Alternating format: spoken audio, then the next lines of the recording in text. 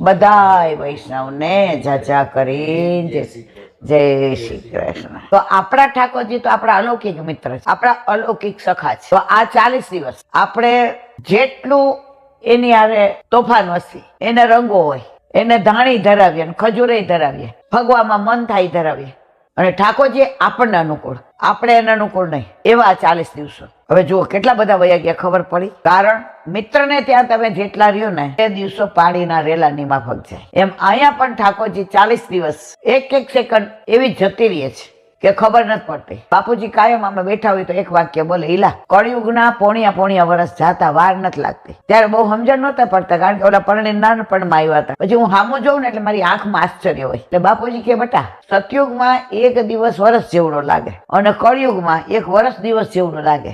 એને કહેવાય પોણિયા વર્ષ. તો ભાઈબંધ ને ત્યાં જાય ને ક્યાં સમય વયો જાય ખબર ન પડે. તો આ 40 દિવસ